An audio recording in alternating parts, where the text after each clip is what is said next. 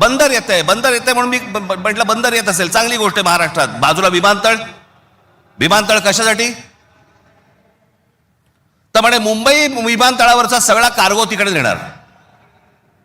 आणि नवी मुंबई विमानतळ जे बांधलंय इथून इंटरनॅशनल आणि डोमेस्टिक या आपल्याकडच्या इकडच्या विमानतळावरनं छत्रपती शिवाजी महाराज आंतरराष्ट्रीय विमानतळावरनं डोमेस्टिक आणि इंटरनॅशनल नवी मुंबईला नेणार. ही प्रोसेस हळूहळू सुरू झालेली आहे. आणि पुढे हा संपूर्ण विमानतळ विकायला काढणार.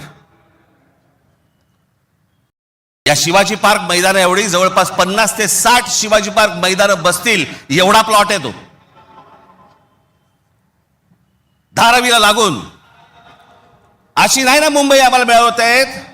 आम्ही बदा पैसे होतो, जमिनी विकत घेतो, जमिनी सगळ्या काढून घेतो. आणि इकडच्यांचं काय घेऊन बसलोय आपण? या सरकारमध्ये बसलेत त्यांचं काहीतरी करू शकतात का? काहीच नाही करू शकत.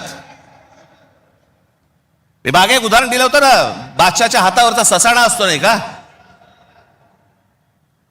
जो ससाणा पक्ष्यांनाच मारून आणतो. स्वतः पक्षी आहे पण तो पक्ष्यांनाच मारून आणतो.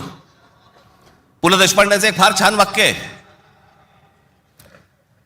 की स्वकीयांचा घात करणारी औलाद ही काय फक्त पक्षांमध्ये नसते, मला तर आता कळलं राजकीय पक्षांमध्ये आली आहे.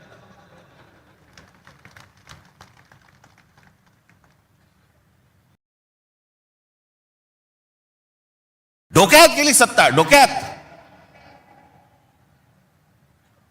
हा जो भूगोल आहे ना, हा भूगोल नीट समजून घ्या. हे वाढवण बंदरापासून तिकडे वरती जे आहे ना त्याला लगेच लागून गुजरात आहे. यांचं पहिल्यापासूनचं डोक्यामध्ये जे होतं ना की मुंबई गुजरातला न्यायची. मग मुंबई गुजरातला न्यायची असेल तर काय करायला लागेल? पालघर जिल्हा ताब्यात घ्यायला लागेल, ठाणे जिल्ह्याचा भाग ताब्यात घ्यायला लागेल, या MMR रिजनचा भाग ताब्यात घ्यायला लागेल, तर मुंबईपर्यंत पोहोचता येईल. माणसं पहिली बदा तिकडे टाका, त्यांचे मतदारसंघ फोडा, मराठी माणसांना फोडा, हे मतदारसंघ ताब्यात घ्या आणि त्याच्यानंतर सांगा अरे खासदार तर आमचाच, आमदार तर आमचाच, नगरसेवक पण आमचाच.